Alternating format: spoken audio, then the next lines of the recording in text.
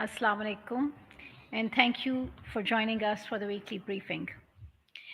Foreign Minister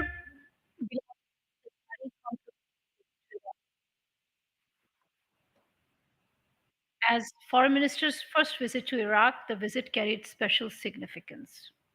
His program had three key components: meetings with the political leadership and senior officials in Iraq, engagements with the business community and focus on expansion of bilateral trade, and religious sites and promotion of people to people contacts.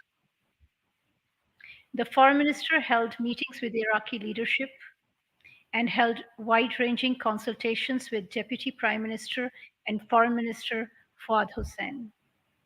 In Najaf, the foreign minister called on Grand Ayatollah Sheikh Bashir al-Najafi.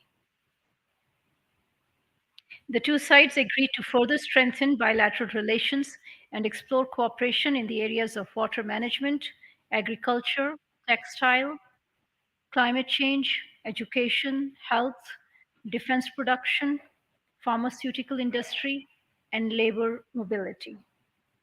The two sides also agreed on establishing sister port cities relations between Basra and Karachi and Gawadar. The foreign minister reaffirmed Pakistan's support for reconstruction and rehabilitation of Iraq's infrastructure. Three MOUs were signed during the visit.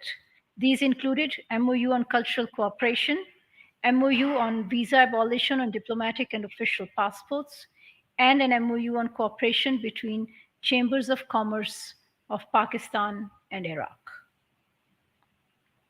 Foreign Minister met local entrepreneurs and addressed the inaugural session of the Pakistan-Iraq Business Forum, where he highlighted the potential for cooperation in information technology, energy, construction, and medicine. He also announced creation of Pakistan-Iraq Business Council to further augment trade ties between the two countries. As announced during the visit, Pakistan will establish Pakistani Pilgrim Center in Karbala and open its consulate in Najaf to facilitate Pakistani Zaireen and businessmen. For the first time in history of bilateral relations, the two sides have also agreed on a joint statement. As you're aware, Minister of State for Foreign Affairs Ms. Hina Rabbani Kar is on official visits to Norway, Sweden, Denmark, and Belgium from 5th to 13th of June. She arrived in Sweden yesterday from Norway. Today, she will address the European Council for Foreign Relations annual council meeting as a keynote speaker. She will present Pakistan's perspective on challenges to regional and global security, their implications for international political order, and Pakistan's security outlook. During the course of the next week, the Minister of State will be proceeding to Denmark and Belgium. Chairman Senate of Pakistan, Muhammad Sadiq Sanjrani, is leading a delegation of the Senate of Pakistan on a 4-day visit to Russia at the invitation of the Speaker of the Federation Council of the Federal Assembly of the Russian Federation. In Moscow, Chairman Senate has held meetings with the Russian Deputy Prime Minister, Alexander Novak, and Chairman of the Russian Duma, Mr. Volodin. Yesterday, he addressed the members of Russian Federation Council during the plenary session. During the talks, the two sides agreed to further enhance parliamentary exchanges and cooperation and strengthen mutually beneficial cooperation, especially in trade, investment, and energy. The two sides will continue cooperation in international forums, including the United Nations and SCO. In his address to the plenary session of the Russian Federation Council, Chairman Senate underscored the positive momentum in Pakistan-Russia relations and the mutual desire to expand cooperation in trade, economy, security, defense, culture, education, and people-to-people contacts.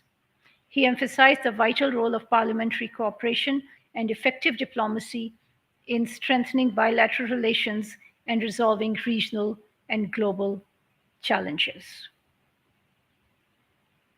The visit constitutes celebrations to commemorate the 75th anniversary of the establishment of diplomatic ties between Pakistan and Russia.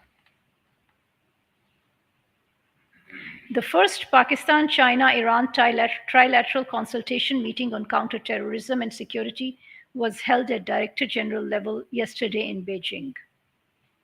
Director General Counterterrorism Abdul Hamid of the Ministry of Foreign Affairs led the Pakistan delegation. The delegation held detailed discussions on the regional security situation, particularly the threat of terrorism faced by the region. Based on the outcome of these consultations, the three sides have decided to institutionalize the trilateral consultations on counterterrorism and security. Further details will be worked out in due course. A high-level delegation from Turkmenistan, led by Minister of State and Chairman of Turkmen Gas, arrived in Pakistan yesterday on a three-day visit. Talks will focus on bilateral cooperation in the energy sector, including on Turkmenistan, Afghanistan, Pakistan, India, the TAPI gas pipeline, and Turkmenistan, Afghanistan, Pakistan, TAP power transmission line project.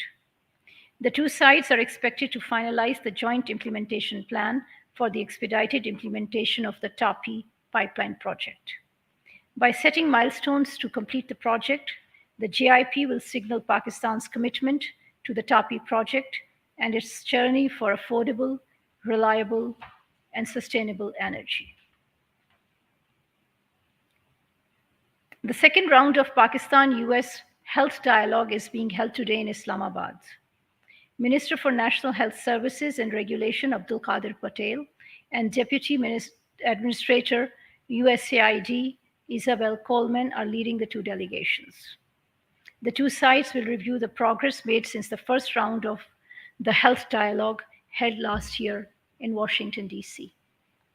This year's agenda includes Pakistan's universal health coverage, malnutrition, infectious diseases, and global health security, Pakistan-US Green Alliance, nexus of climate change, environment, and health.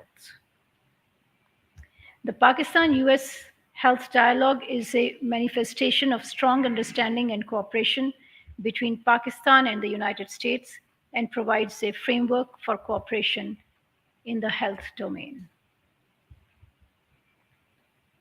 Earlier this week, the International Day for Innocent Children Victims of Aggression was observed on 4th of June, 2023. We are reminded of the plight of the Kashmiri children who continue to suffer because of continued siege and brutal oppression by the Indian forces.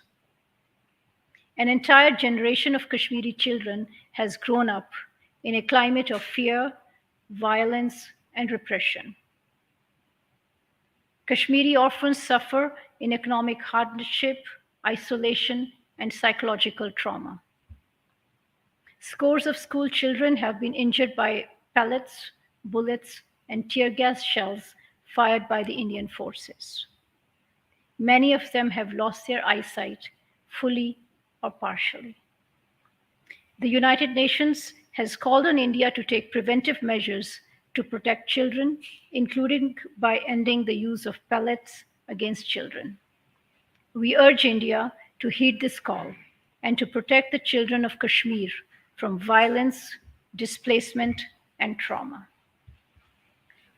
Pakistan will continue to extend political, diplomatic, and moral support to our Kashmiri brothers and sisters for the just and peaceful settlement of the Jammu and Kashmir dispute in accordance with the UN Security Council resolutions.